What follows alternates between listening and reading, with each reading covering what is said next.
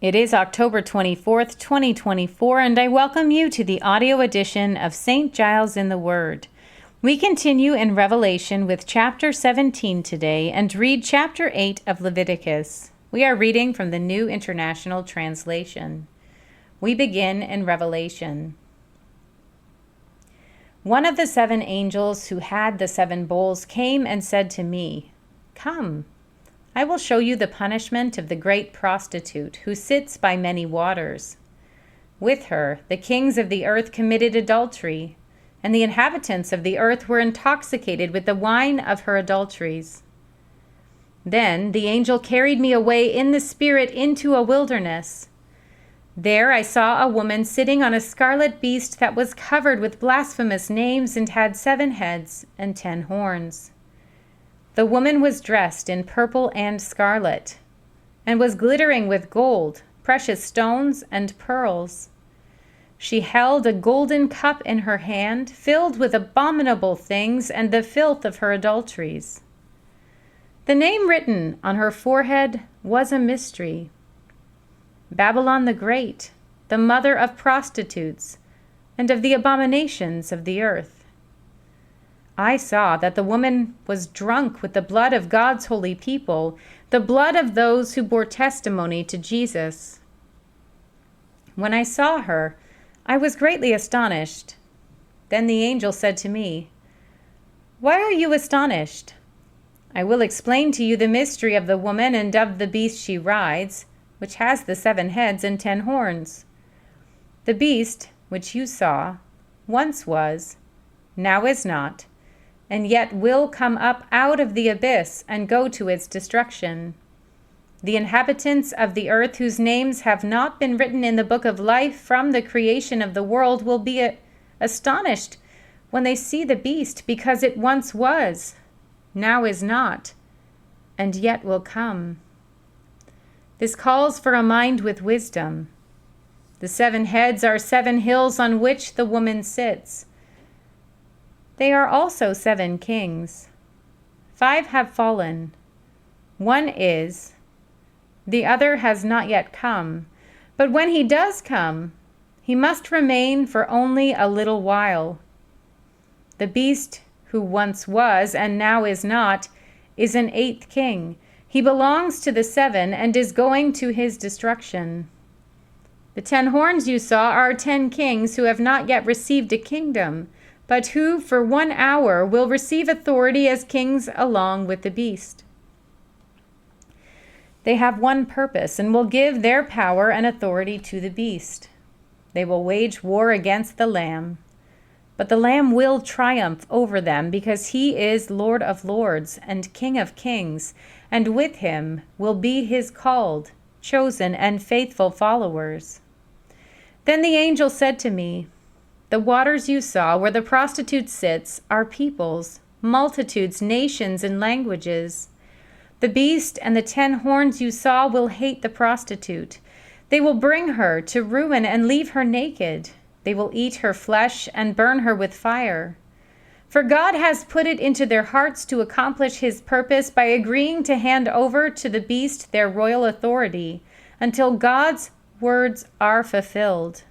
The woman you saw is the great city that rules over the kings of the earth." We turn now to Leviticus 8.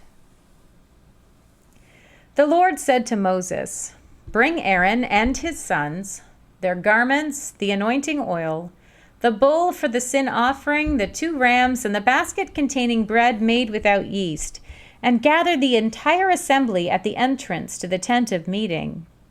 Moses did as the Lord commanded him, and the assembly gathered at the entrance to the tent of meeting. Moses said to the assembly, "This is what the Lord has commanded to be done." Then Moses brought Aaron and his sons forward and washed them with water. He put the tunic on Aaron, tied the sash around him, clothed him with the robe, and put the ephod on him. He also fastened the ephod with a decorative waistband, which he tied around him. He placed the breastpiece on him and put the Urim and the Thummim in the breastpiece. Then he placed the turban on Aaron's head and set the gold plate, the sacred emblem on the front of it, as the Lord commanded Moses.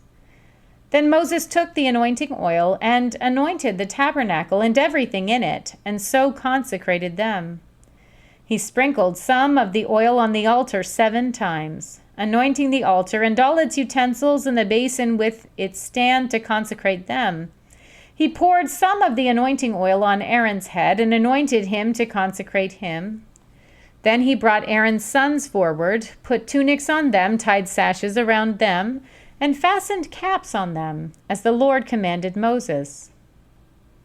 He then presented the bull for the sin offering, and Aaron and his sons laid their hands on its head. Moses slaughtered the bull, and took some of the blood, and with his finger he put it on all the horns of the altar to purify the altar. He poured out the rest of the blood at the base of the altar, so he consecrated it to make atonement for it. Moses also took all the fat around the internal organs, the long lobe of the liver, and both kidneys and their fat, and burned it on the altar. But the bull with its hide and its flesh and its intestines he burned up outside the camp as the Lord commanded Moses. He then presented the ram for the burnt offering, and Aaron and his sons laid their hands on its head. Then Moses slaughtered the ram and splashed the blood against the sides of the altar. He cut the ram into pieces and burned the head, the pieces, and the fat. He washed the internal organs and the legs with water and burned the whole ram on the altar. It was a burnt offering, a pleasing aroma, a food offering presented to the Lord, as the Lord commanded Moses. He then presented the other ram, the ram for the ordination, and Aaron and his sons laid their hands on its head. Moses slaughtered the ram, and took some of its blood and put it on the lobe of Aaron's right ear, on the thumb of his right hand, and on the big toe of his right foot. Moses also brought Aaron's sons forward and put some of the blood on the lobes of their right ears, on the thumbs of their right hands, and on the big toes of their right feet. Then he splashed blood against the sides of the altar. After that he took the fat tail, all the fat around the internal organs, the long lobe of the liver, both kidneys and their fat, and the right thigh. And from the basket of bread made without yeast, which was before the Lord, he took 1 thick loaf with olive oil mixed in, and 1 thin loaf, and he put these on the fat portions and on the right thigh. He put all these in the hand of Aaron and his sons, and they waved them before the Lord as a wave offering.